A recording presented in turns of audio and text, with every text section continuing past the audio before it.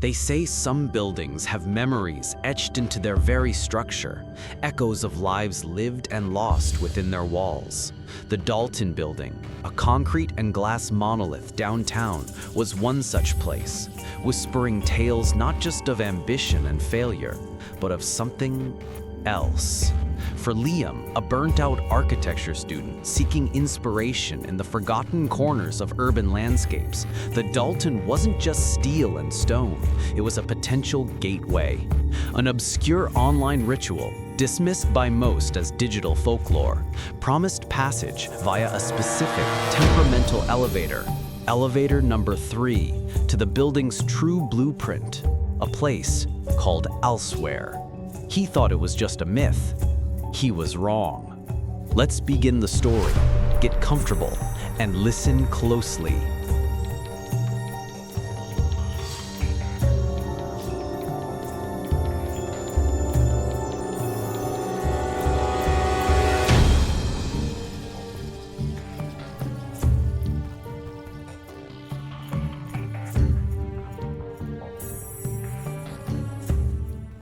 Liam stared at the CAD drawing on his monitor, the lines blurring into meaningless vectors.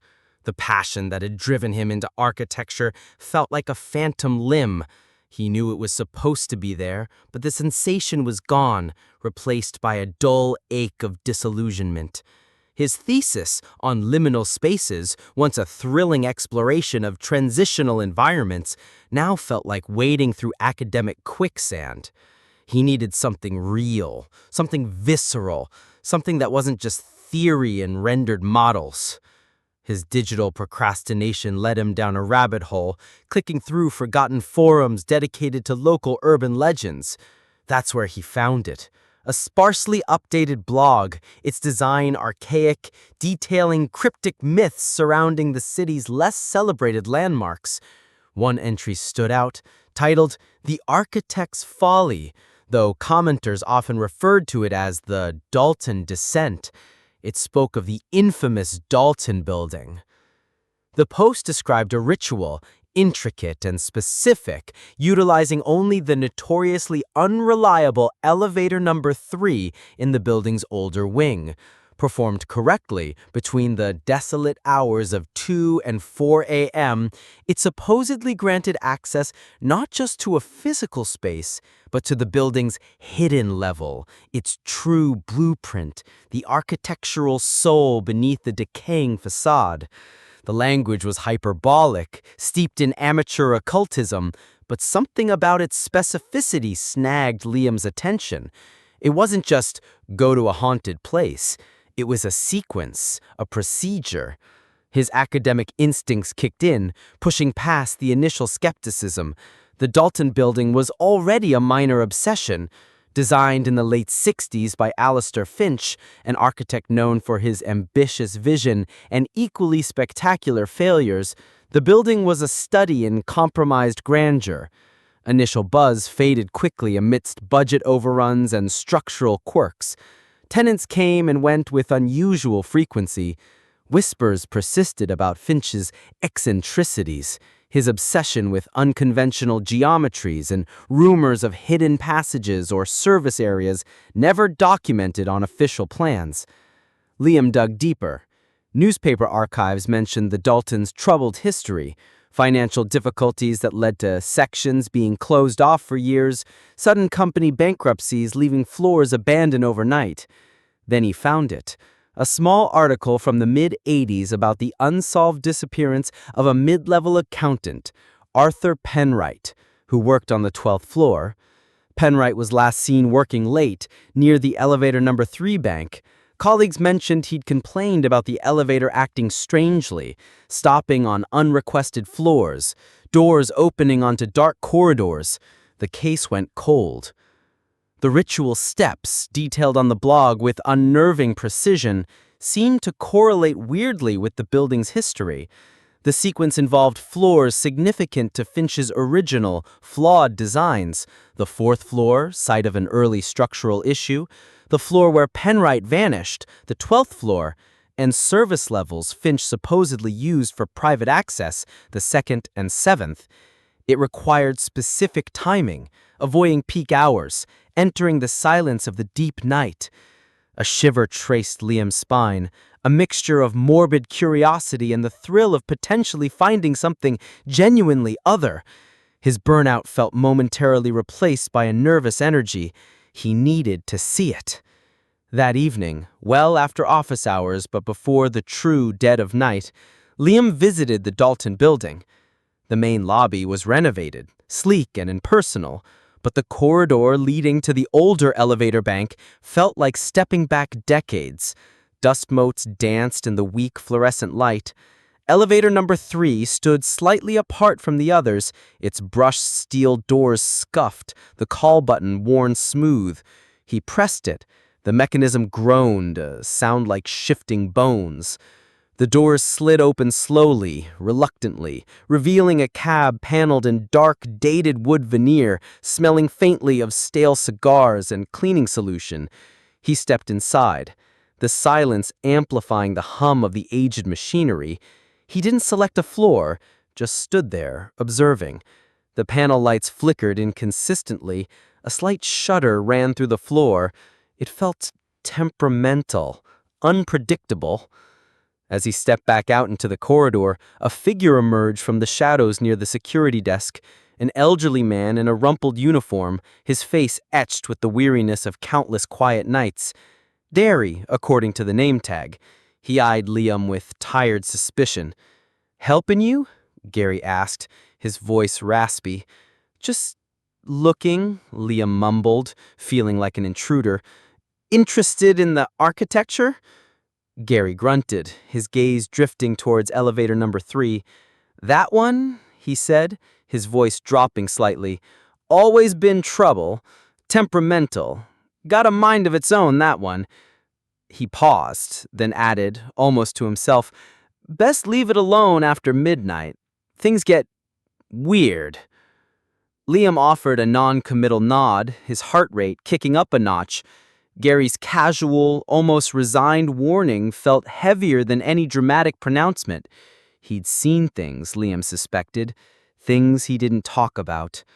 Walking away from the Dalton Building that night, the city lights felt distant, unreal.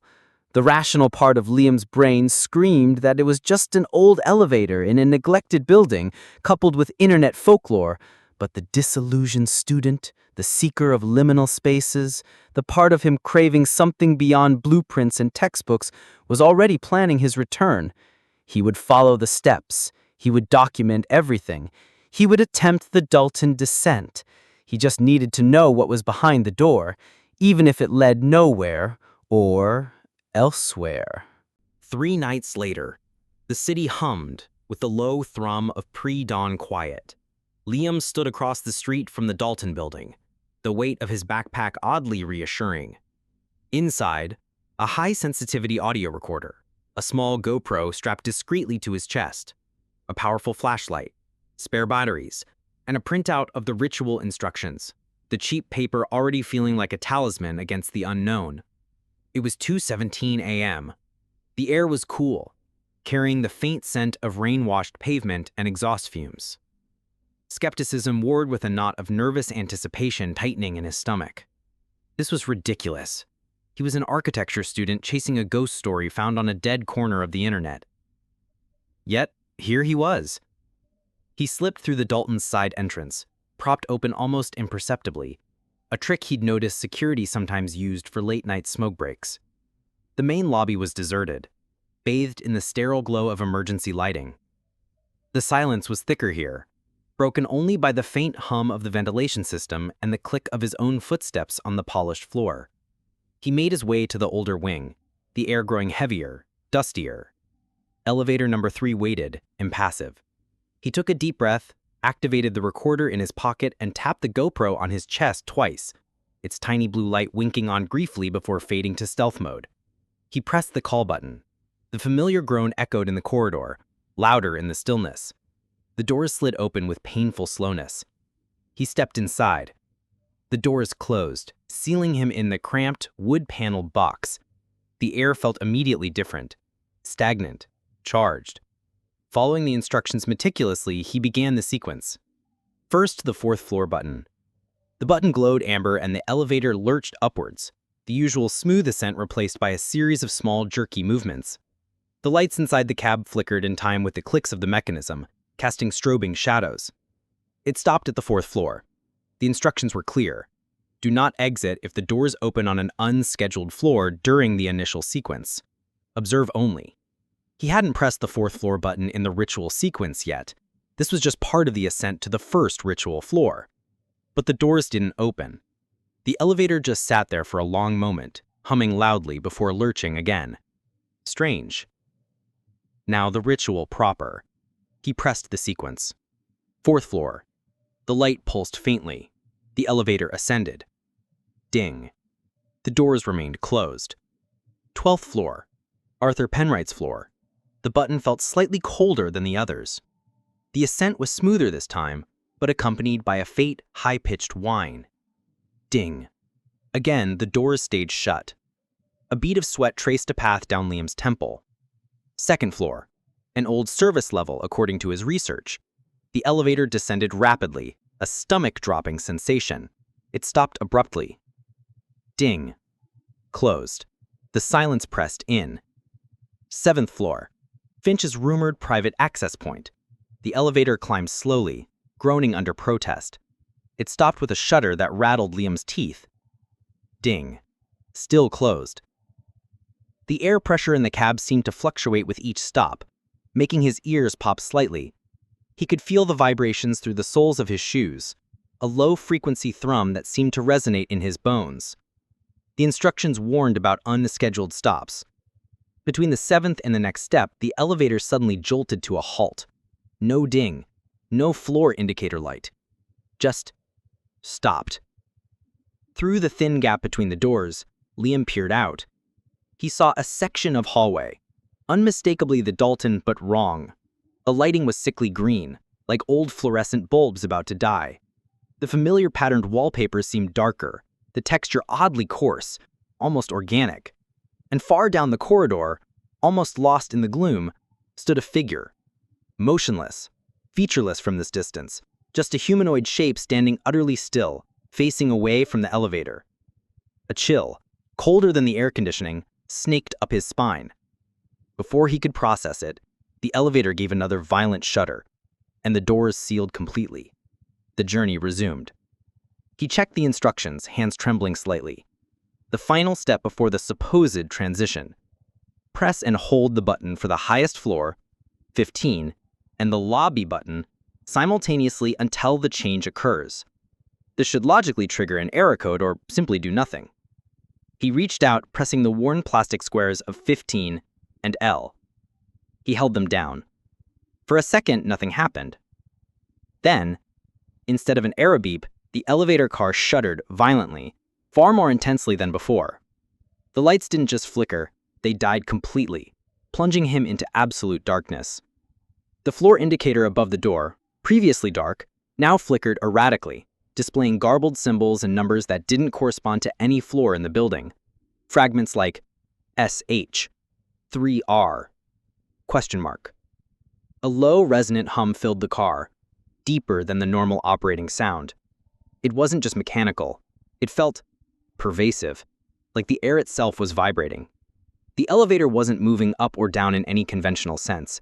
It felt like it was sinking, or perhaps shifting sideways, a disorienting lurch that threw him against the wall. The darkness pressed in, thick and absolute, the hum intensifying, vibrating through his chest cavity. He was no longer just in an elevator. He was in the mechanism, the process, the transition itself. The Dalton descent was underway. The violent shuddering ceased as abruptly as it began. The deep hum remained, a constant low-frequency drone that seemed to soak into Liam's bones. The elevator car was utterly still, suspended in darkness and vibration.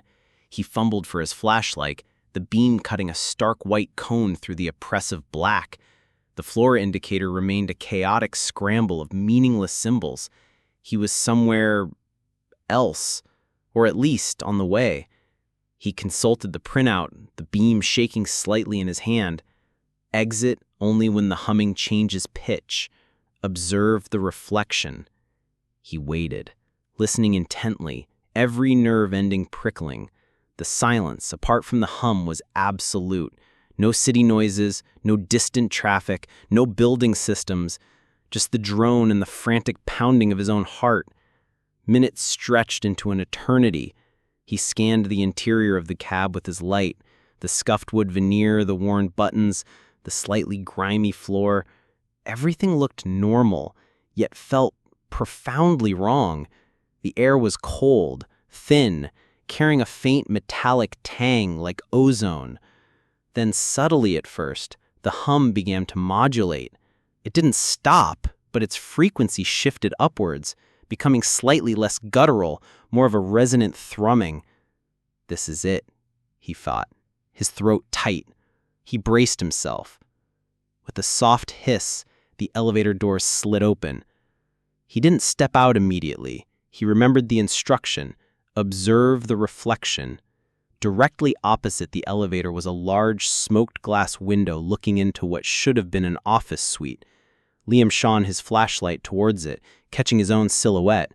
He looked pale, wide-eyed, flashlight held aloft. But as he watched, his reflection seemed slow. When he tilted his head, the reflection lagged by a fraction of a second. And behind his reflected image, the hallway visible in the glass wasn't quite the same as the one stretching before him. The angles seemed subtly sharper, the shadows deeper. It was a distorted echo. Taking a hesitant breath, Liam stepped out of the elevator onto the in-between floor. The humming persisted, emanating not just from the elevator, but seemingly from the walls themselves. A low-level vibration felt through the floor. He was standing in a corridor that was recognizably the Dalton Building. Same carpet patterns, same style of door frames, but fundamentally skewed. The perspective down the long hallway seemed subtly warped, as if viewed through a flawed lens. Distant corners didn't quite meet at right angles. The patterned wallpaper, a faded floral design he recognized from the 7th floor, seemed to subtly writhe or crawl if he stared directly at it for too long, the petals twisting like tiny mouths. Dust motes hung completely motionless in the flashlight beam, suspended as if time itself was sluggish here. The silence was the most unsettling part. It felt heavy, absorbent, swallowing the sound of his own breathing. He checked the instructions again. Rule 1. Do not touch the walls. Count your steps. Ignore the static. He could feel it now, a faint, almost imperceptible crackling energy emanating from the walls like the air before a lightning strike. It raised the hairs on his arms. He resisted the urge to steady himself against the nearest wall, the warning echoing in his mind. Count your steps. Why? He took a tentative step forward, then another, mentally ticking them off. 1, 2. An intense wave of vertigo washed over him, the warped perspective threatening his balance. He squeezed his eyes shut for a moment, fighting nausea. When he opened them, he saw it. At the far end of the corridor, partially obscured by the strange non-Euclidean shadows, stood a figure, utterly still, facing away from him, just like the one he glimpsed through the elevator doors earlier. It was indistinct, blurred at the edges, like an old photograph left out in the sun. A resident, the blog had called them, passive unless provoked. He quickly averted his gaze, focusing on the grimy carpet ahead. Ignore the static. It seemed louder now, a faint hiss overlaying the omnipresent hum. The instructions dictated he wait near the elevator on this threshold floor. Wait for the shift. The humming must change to a specific lower frequency before re-entry. He retreated the necessary steps, 10 he counted meticulously, back towards the open elevator doors, keeping his back to the car, facing the unnerving corridor. Waiting was torture. The silence pressed in, amplifying the hum and the static. The air felt thick and heavy. The sense of being watched was immense, palpable, crawling over his skin like insects. He risked a quick glance towards the far end of the hall. The resident figure hadn't moved position, yet somehow it seemed closer. Or perhaps the hallway itself had subtly compressed. He couldn't be sure. The figure shifted slightly, a slow, fluid movement that seemed impossible, like watching a projection flicker.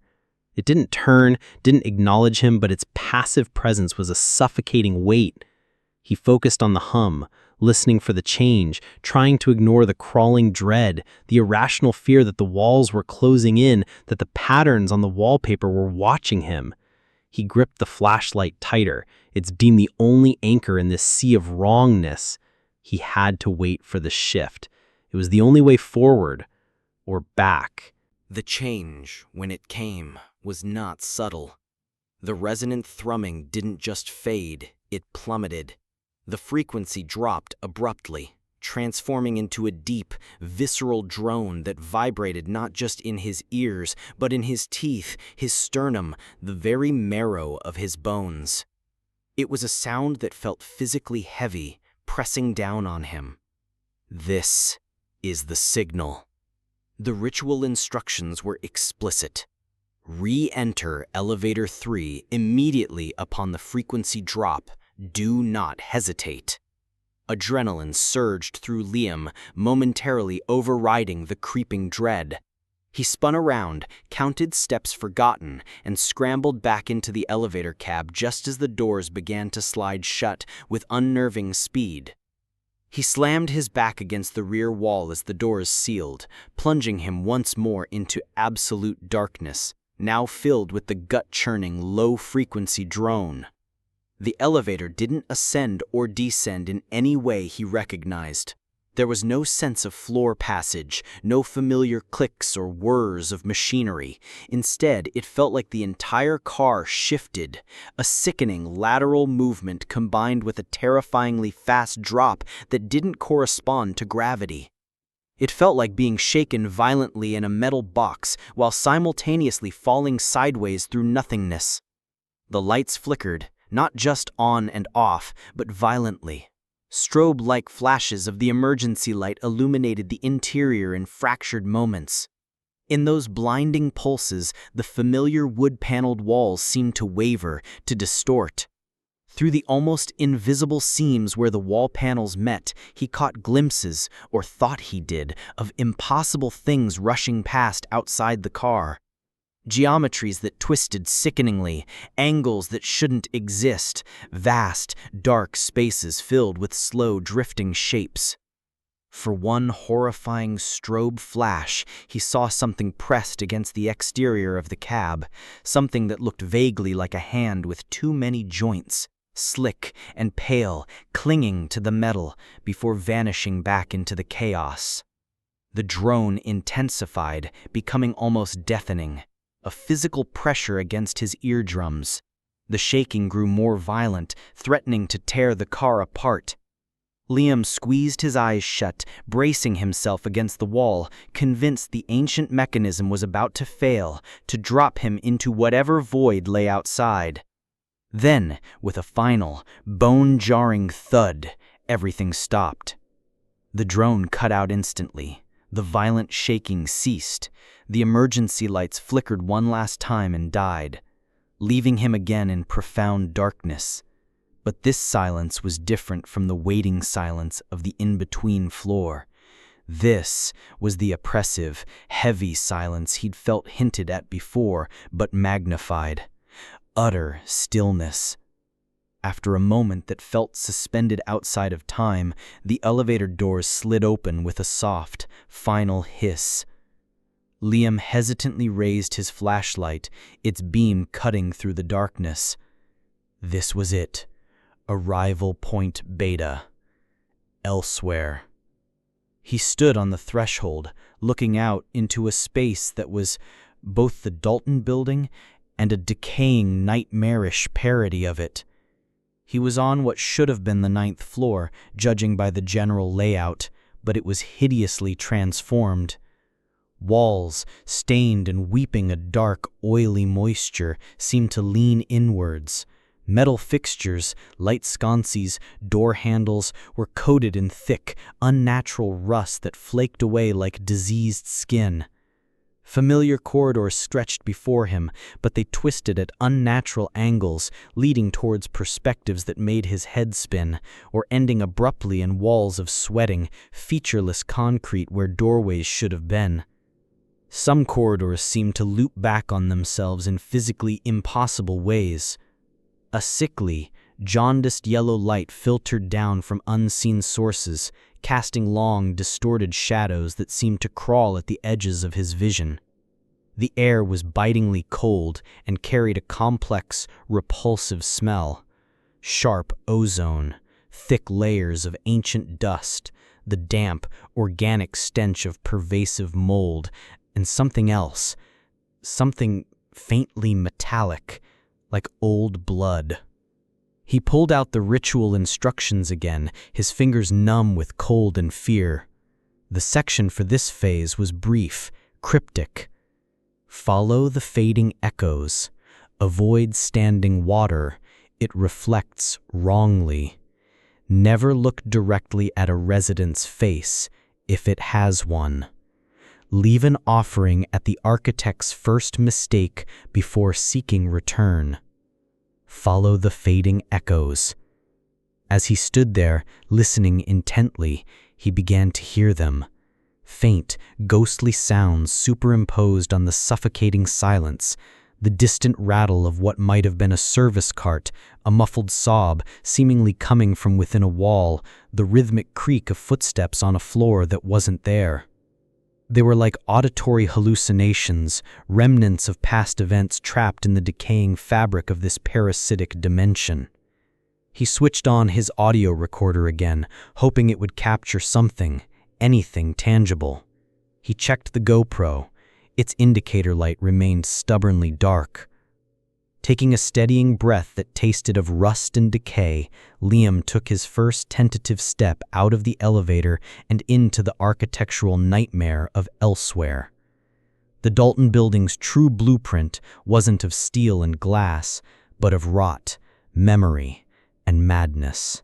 The silence in elsewhere was a living entity, pressing in on Liam, punctuated only by the phantom sounds, the fading echoes. He chose to follow the faintest one, a rhythmic, dragging noise like something heavy being pulled across a carpeted floor. It seemed to emanate from deeper within the distorted floor plan. His flashlight beam cut a swath through the sickly yellow gloom, revealing more architectural horrors. Stairs spiraled downwards at angles that defied gravity, their steps uneven and cracked, disappearing into pitch darkness below.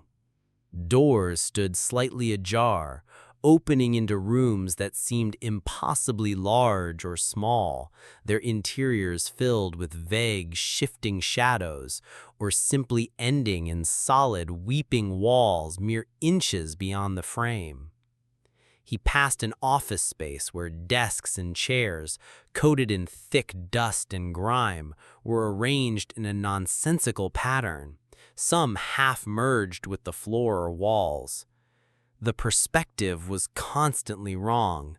Looking down a long corridor induced a subtle nausea, as if his brain couldn't quite reconcile the visual information.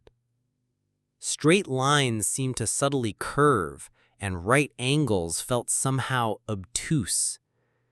He meticulously avoided the patches of dark, stagnant water that pooled on the warped tiles, remembering the warning, "It reflects wrongly." He risked a quick glance at one pool near a crumbling wall. His flashlight beam hit the surface, but the reflection wasn't of the ceiling above. It showed a distorted, upside-down image of a corridor he hadn't seen yet, flickering like a faulty transmission. His audio recorder hissed softly in his pocket. He pulled it out, risked playing back the last minute. Only static, overlaid with a deep, rhythmic pulse that hadn't been audible in the environment itself. He tried the GoPro again. Dead. whatever this place was, it resisted conventional documentation, existing just outside the grasp of technology. All he would have was his memory, assuming he made it back with it intact. Then he saw them again, the residents. They were more numerous here than on the in-between floor.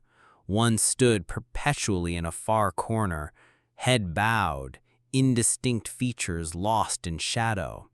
Another sat slumped at one of the Schnientesatz of the widersprüchlichen Geometrie that nicht existieren sollte. A third walked slowly, almost aimlessly down a side corridor before turning a corner that, logically, should have led directly into a solid wall. They faded slightly in and out of focus, their forms blurred, like heat haze on a summer road. Liam kept his gaze averted, focusing on the floor head or the architectural details, remembering the crucial rule: never look directly at a resident's face, if it has one. Their faces, from the brief peripheral glimpses he caught, seemed either utterly blank, smooth, featureless planes, or subtly distorted, like clay masks left out in the rain. They moved with a strange, unsettling slowness, drifting rather than walking, and paid him no apparent attention as long as he maintained his distance and averted his eyes. They felt less like ghosts and more like passive occupants, psychic stains left on the decaying environment, endlessly repeating fragmented loops of existence. Some of their postures seemed vaguely familiar, echoing the grainy black and white photos of former Dalton tenants I'd seen during my research. A woman known for standing by a specific window. A man often seen pacing a certain hallway.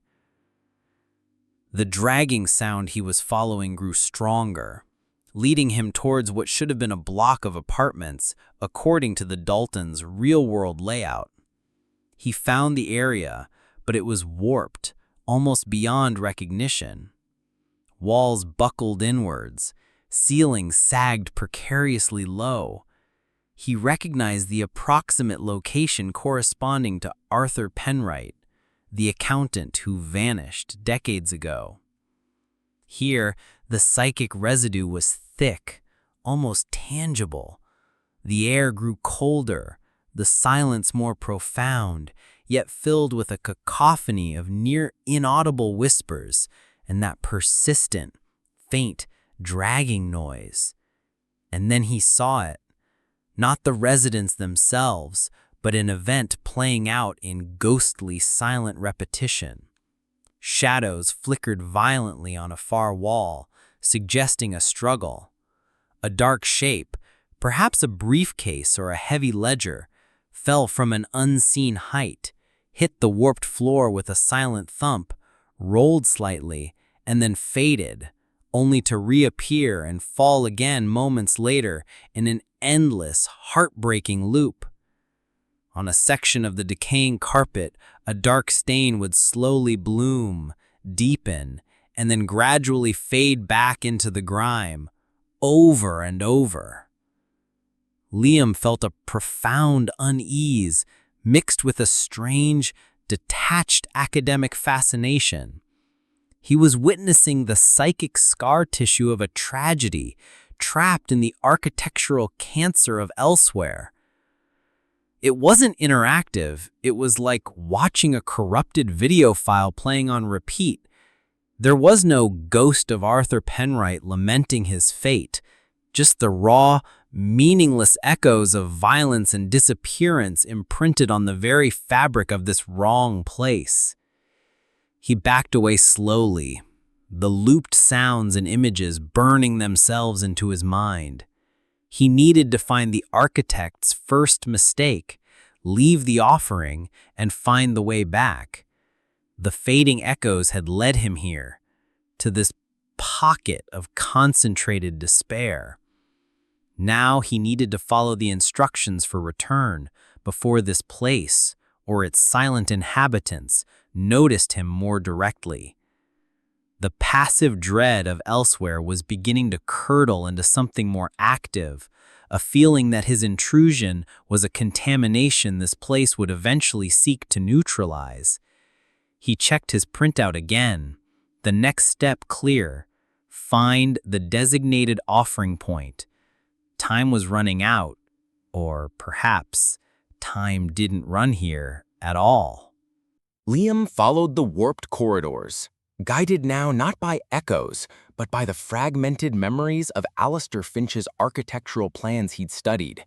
He was looking for a specific structural anomaly mentioned in obscure footnotes of Finch's early designs, a cantilevered section on the 5th floor that had caused significant engineering challenges and delays.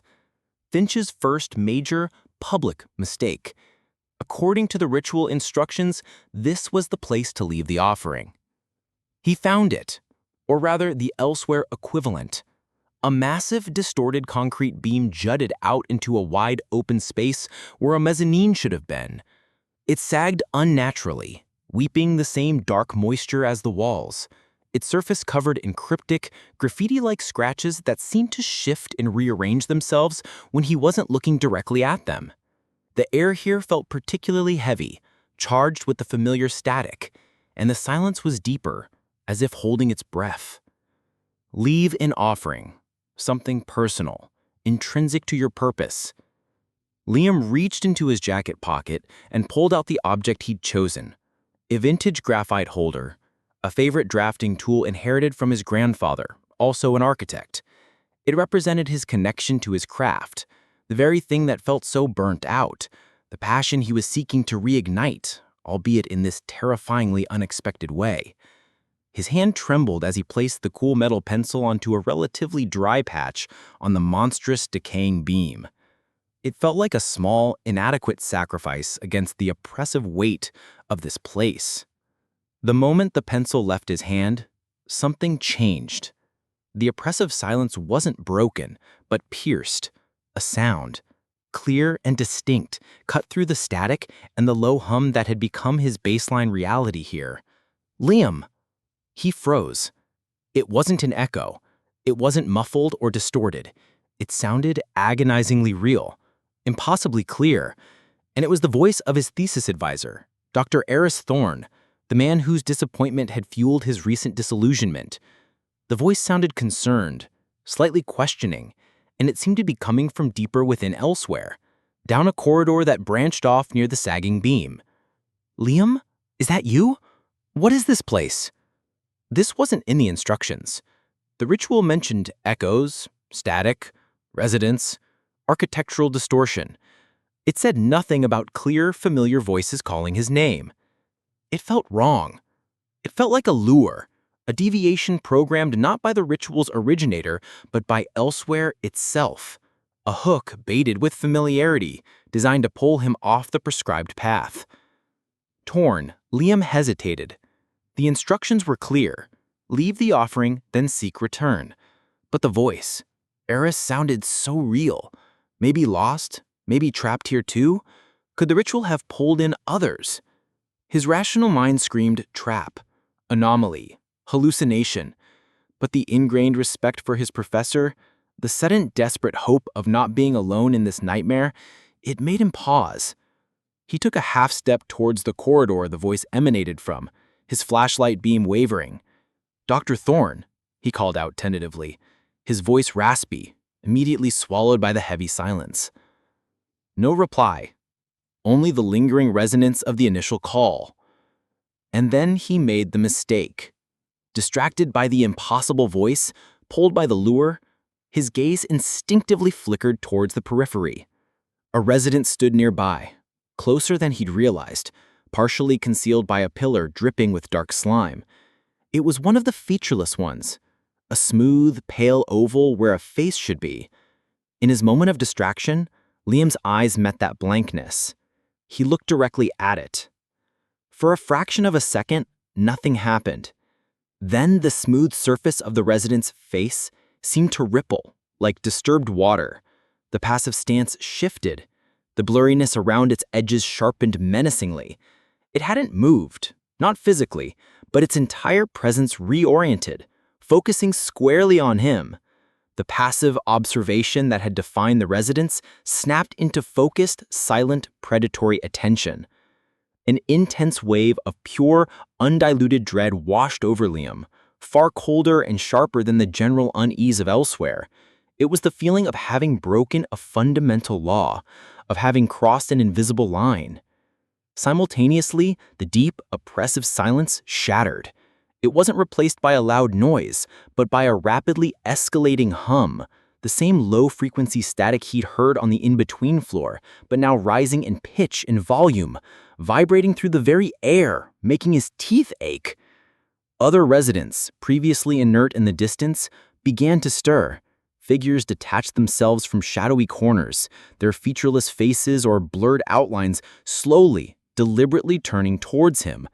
The passive environment had become actively hostile. The pursuit had begun. Not a sprint, not yet, but a slow, relentless closing in. He had broken the rules. He had drawn their attention. And now, elsewhere and its silent inhabitants wanted to collect. He scrambled backwards, abandoning the thought of the voice, his only focus now the desperate need to follow the ritual's return sequence before they reached him. Panic seized Liam. Cold and sharp, he fumbled for the printout, heart hammering against his ribs like a trapped bird. The return sequence, it wasn't just going back to elevator number 3. It required reaching a different location, described cryptically as the mirrored threshold, supposedly located on what corresponded to the building's ground floor, but accessible only through a specific, warped service stairwell near Finch's Folly. He bolted, flashlight beam bouncing wildly, plunging down the corridor away from the now focused residents. He didn't dare look back, but he could feel their silent pursuit, an unearning pressure at his back, the rising static hum seeming to emanate from them, growing louder, more insistent. Elsewhere itself seemed to conspire against him. Corridors that should have been straight now seemed to curve subtly, disorienting him. A doorway he remembered passing moments before was now a solid, weeping wall. He skidded to a halt, forcing himself to think past the panic, referencing the Dalton's real layout against the nightmare logic of this place. The service stairwell. It should be here. He found it, barely recognizable. A narrow opening, half hidden behind peeling plasterboard, leading down into utter darkness. The steps were cracked and uneven. He plunged downwards, taking the stairs 2 at a time, the beam of his flashlight dancing on crumbling concrete and rusted railings. The static hum followed him down, seeming to pour down the stairwell like viscous fluid. He burst out onto what should have been the ground floor lobby, but it was a shattered reflection. The grand entrance doors were buckled inwards, fused shut.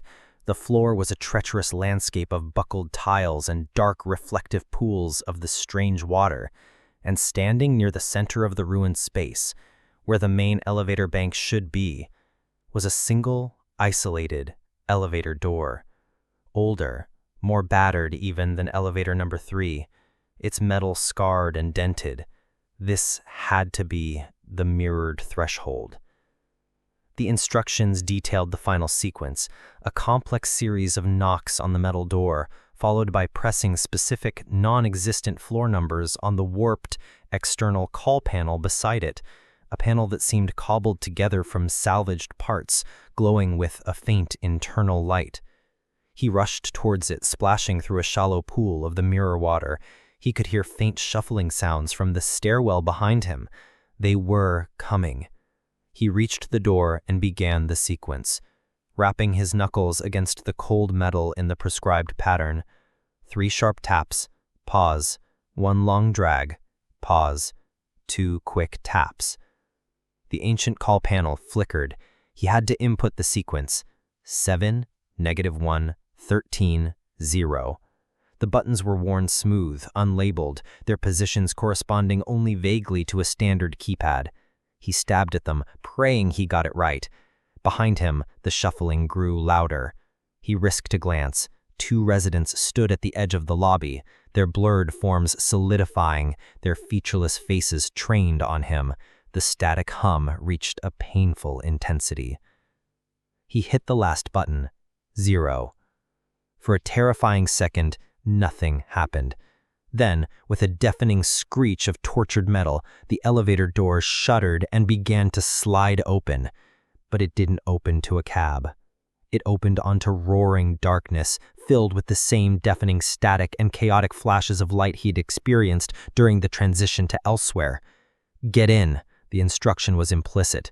He threw himself forward into the chaos just as a cold, multi-jointed hand seemed to brush his ankle. The doors slammed shut behind him with the finality of a vault. The journey back was exponentially worse than the arrival. The elevator, if it even was one, didn't just shake. It felt like it was being torn apart, battered by titanic forces. Deafening static roared, punctuated by metallic impacts against the outer hall. The doors buckled inwards, threatening to rupture. Through the stressed metal, he caught glimpses, flashes of the pursuing residents pressed against the outside, their blurred features contorted, featureless faces smashed against the door's invisible window, pale, wrong hands scrabbling for purchase. He felt an icy cold touch on the back of his neck, though nothing was there. He squeezed his eyes shut, curled into a ball on the violently vibrating floor, certain this was the end. Trapped between dimensions, torn apart in the chaotic transit. The roaring static reached a crescendo. Then, with a final, violent lurch that slammed him to the ceiling, it abruptly cut out. Silence, absolute and ringing, followed by a familiar, mundane ding. The elevator doors hissed open, not with the ominous finality of elsewhere, but with the tired sigh of aged mechanics. Liam didn't step out. He practically fell, collapsing onto the familiar, slightly worn linoleum floor of the Dalton Building's ground floor lobby, right in front of elevator number 3. He blinked, disoriented, gasping for air that didn't taste of mold and ozone. The sterile fluorescent lights of the real world seemed blindingly bright after the sickly yellow gloom. The low hum of the building's HVAC system was a comforting, mundane symphony. It was over. He was back. Hey, what the hell? Liam looked up. Gary, the night guard, stood over him, flashlight beam hitting his face, suspicion replaced with alarm. It was early morning now. Faint gray light filtered through the lobby windows. Gary must have just started his shift or been doing his rounds. "You all right, kid?" Gary asked, kneeling cautiously beside him. "You look like you've seen a ghost. Came out of number 3, didn't you? Told you that thing was trouble after midnight." Liam could only manage a weak nod, pushing himself into a sitting position. He was drenched in cold sweat, trembling uncontrollably. His clothes were dirty, scuffed from his fall in the return elevator, but otherwise he seemed physically unharmed. He patted his pockets frantically. Audio recorder. There, but silent. He tried the power button. Dead. He checked the GoPro on his chest. Also dead, the lens slightly cracked. His grandfather's drafting pencil, the offering, was gone. The only evidence of his journey was his own shattered state and the lingering scent of ozone and damp decay clinging to his clothes. He tried to explain, later to Gary, then to campus security when they were called, and finally, numbly, to a dismissive resident advisor. He stammered about the ritual, the sequence, the in-between floor, the warped architecture, the silent residents. Elsewhere.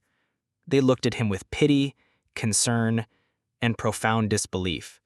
The official conclusion was a stress-induced psychotic break, possibly exacerbated by illicit substances, though his tox screen came back clean.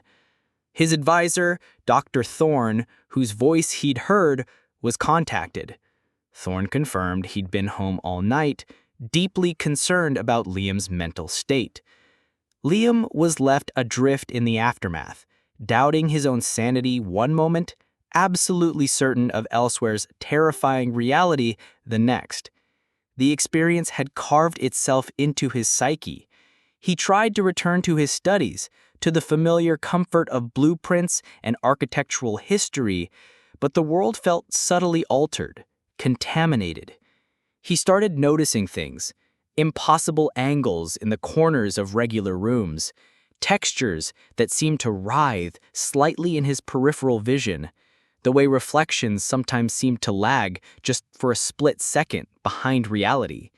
He saw blurred, featureless figures standing motionless in crowds, always just out of direct sight, fading when he tried to focus on them. And sometimes, in moments of deep silence, usually late at night, he would hear it, a faint, deep humming, or the specific electric crackle of static he'd felt emanating from the walls of the in-between floor. Weeks later, Liam sat at his drafting table, trying to focus on a mundane assignment. His pencil moved across the paper, lines forming familiar shapes. But when he pulled back, he realized with a jolt of cold fear what he'd been unconsciously sketching. Not the assigned structure, but the impossibly twisted corridors of elsewhere, the sagging beam of Finch's Folly, the weeping walls. He dropped the pencil, rubbing his temples. He needed to get a grip. It was stress, trauma, his mind playing tricks. He looked up, catching his reflection in the dark window pane overlooking the city lights. For a terrifying, heart-stopping instant, the face staring back wasn't his. It was blurred, indistinct, the features smoothed over into a featureless oval, like one of the residents.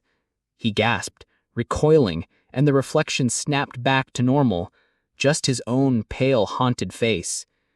The Dalton descent had taken him elsewhere.